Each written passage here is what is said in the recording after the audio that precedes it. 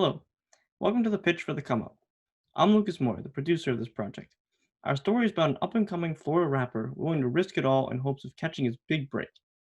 It is an exciting twist on the hip hop movie genre that is sure to catch your attention. I'm now going to pass it over to our line producer, Alan Pang, for a look at films that have a similar look and feel to ours.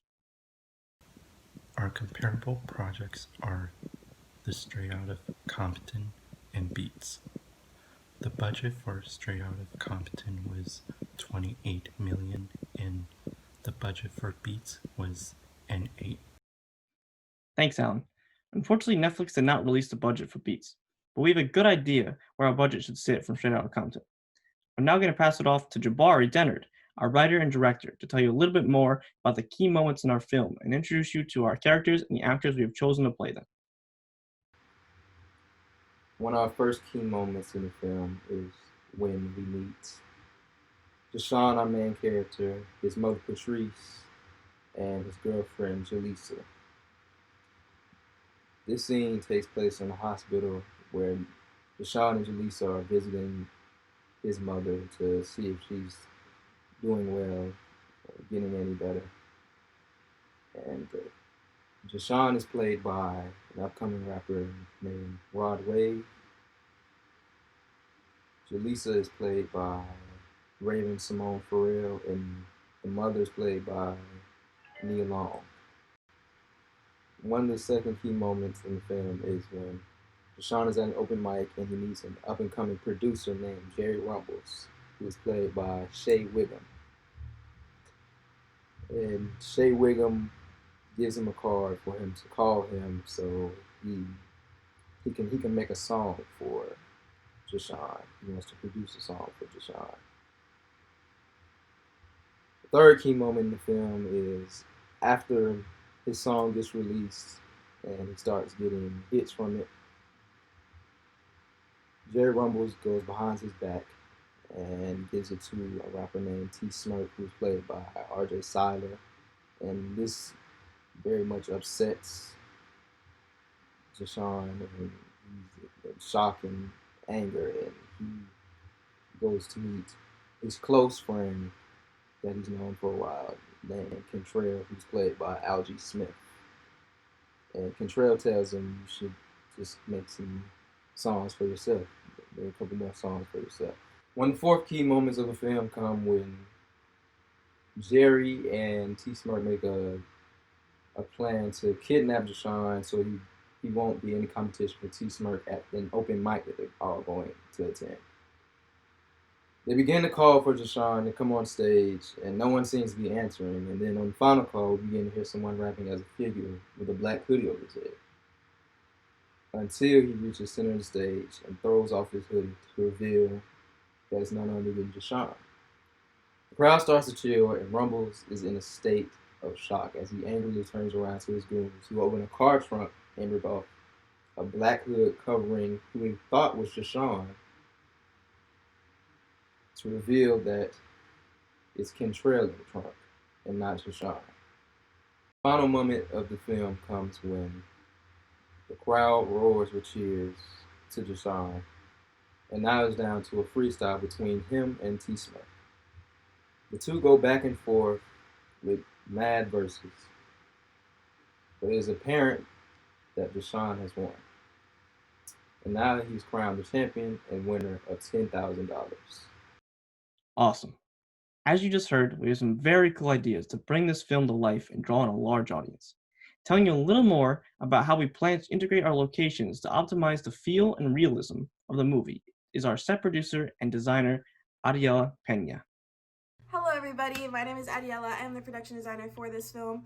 So today I will be talking a little bit about my plan for this film in terms of production design, set building, locations. So we decided that it would be cheaper to shoot on location because buying things to fully furnish a recording studio, a concert venue, a hospital room turned out to be a lot of money. So I feel like it'd be more cost effective to actually shoot on location. The three locations I had in mind were Premium Event and Performance Space on International Drive, Orlando Health Regional Medical Center, and Fat Planet Recording Studios, which are all here in Orlando, and they're all fairly cheap compared to actually building the set. So this film is going to have a more urban look to it. So I'm primarily probably going to use more vibrant colors for scenes that are more lively and integral to the movie's plot. So the concert venue, the recording studio are probably going to be a little more brightly colored in terms of like colors of the furniture, wall paint, things like that. And the hospital is going to be more dull because it is where there are more emotional scenes happening, more relaxed scenes. Super exciting. We have tons of great locations to really help pull our film together. However, locations aren't everything if you capture them wrong. So giving us a little more about how we plan to capture them right, I'll pass you off to our DP and cam up, Nicholas Vickery. Hello, my name is Nicholas Vickery and I'm the DP for this project. The cinematography we're going to be going for has a similar look and feel to Straight Outta Compton. To accommodate for the different locations we'll be shooting at, we're going to shoot everything at a 5500 Kelvin color balance, or the color of daylight, and just adjusting the lights to give us the color we want in the scene. We're going to be going with browns and yellows for houses and offices to give off either the homey feeling for the house or kind of a sick feeling for the offices. We're going to be going with blues for the outside and restaurant to show when these characters are at their lowest and give off that feel. We're going to be going with greens for the clubs to give off that party vibe. We're also going to be going with the color of royalty, purple, to show when these characters are feeling at their most powerful, which will be in the recording studios making their music. The camera system we want to go for is the ARRI Alexa Mini with the Master Prime Lens package with 18, 25, 35, 50, and 75mm lenses. It'll give us some wider lenses to work inside these smaller compact spaces and get as much coverage as we can or want. And also with the 15-75 to give us those nice crisp face shots, close-ups with blurred out backgrounds, those kind of things to put more impact on those dramatic moments with the characters. With this camera, won't be losing any quality for mobility. It'll still give us a nice theater quality picture while being able to move efficiently and quickly inside of these small areas, not having to worry about what the camera team has to do to move into position. We can focus solely on what's going on inside the camera and the characters of the story. Very informative. Thanks, Nick. Now, with how we plan to draw in an audience, incorporating marketing campaigns, and who exactly we plan to market this film to, we're going to hear from our head of marketing, Jack Dodge. Hello everyone, my name is Jack Dodge. I'm the marketing director on The Come Up. I'm going to be talking to you today about some marketing stuff that our team has been putting together. So first we're going to start with Rod Wave. So Rod Wave is our main actor in The Come Up, and we're going to be doing a soundtrack with him for the movie, and it's going to release the same time that the movie releases. Now we're also going to be doing a single release of a song that's on the soundtrack with one of our trailers, and it's going to release the day of the trailer and hopefully generate some hype for the movie. All right, next we're going to be talking about some product placement. So for product placement, we have the Wrap Snacks, and the Wrap Snacks is going to be what our main character is going to be eating throughout the film, and it's going to generate more income for them. And then we're also doing a partnership with Johnny Dang Co. Now, Johnny Dang Co. is a jewelry company that actually our main actor wears a lot of the jewelry from, so he's going to be wearing it throughout the movie, and they're also going to be doing a lower priced jewelry set with promotion of The Come Up, and with that, so hopefully it'll be more consumer friendly and generating more revenue for them, and also promoting The Come Up. All right, so next we're going to be talking about our social media campaign. Now our social media campaign is going to be called Rap Battle. Basically what it is that it's going to be a freestyle challenge. So we're going to ask everyone to give us their best freestyle and then put hashtag The Come Up. And we're going to look through all the hashtags of the freestyles, and then we're going to pick our top three, and then we're going to fly the top three out to the movie premiere in Florida. So next we're going to be talking about the demographic marketing that we did for The Come Up. So our age range is going to be from around 18 to 26 to keep that more young adult to adult range. And then we're going to be looking for primarily females. So statistically, more males are into rap/hip hop related things than females. So we're going to shoot for the bigger target audience, although we still hope that females still come to go see the movie. And then ethnicity wise, we're shooting for Caucasian and African American males slash females.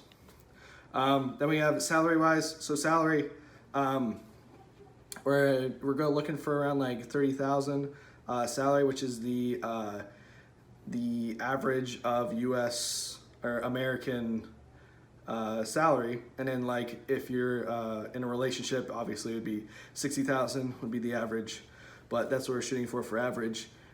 So for relationship status, we put they could be single or in a relationship with another and possibly a kid or two.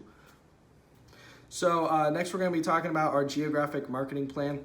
So the United States is obviously our top one, with the it being the biggest country for rap/hip hop related music and influence in it, and it would be a great place to make good ticket sales.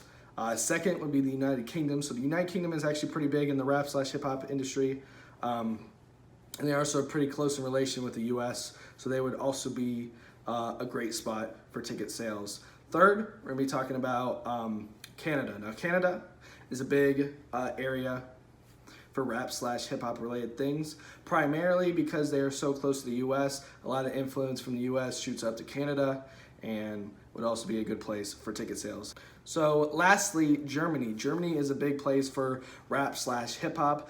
They have a lot of influence there. They're one of the top influenced countries in the world, and it would be a great place to have some good ticket sales for the come up.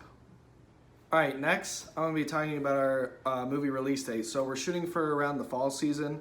So it's gonna be a little bit colder. Kids are gonna be going back into school, and it's shooting for more of our demographic.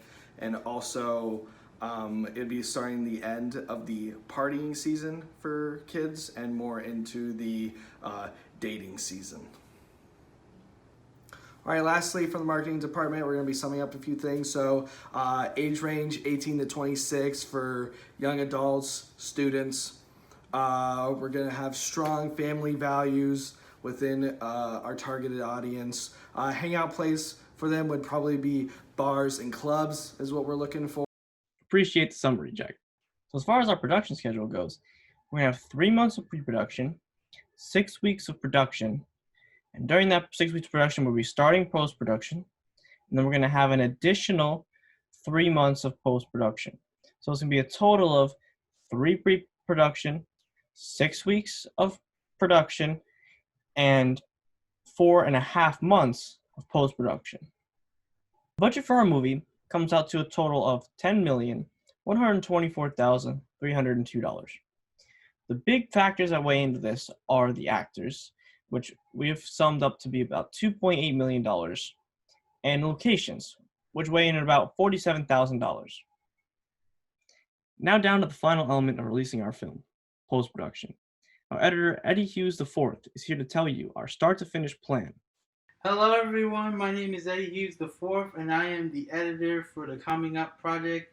And I know some of you guys are asking yourself, how is this project going to be edited and put together? Well, first off, we're going to be using Premiere, and that's my techniques of the transitions and putting things in the foreground and in the background. The second thing we're going to be doing is using Audition to make sure that the audio sounds crispy clear. Then the second to last thing we're going to do is use the DaVinci so the color correction look exactly like a good movie. Then the last thing we're going to do is put a DCP export to make sure that it's patented really nice as a movie. Thanks, Eddie. Our project is worth making because previous films of this nature, such as Straight Outta Compton and Beats, have been wildly successful, and our movie follows a similar format, with unique qualities such as an updated lingo and products to relate to a younger generation, as well as nods to old school styles that'll draw in a crowd of any age. Thank you so much for your time. We hope you enjoyed our pitch.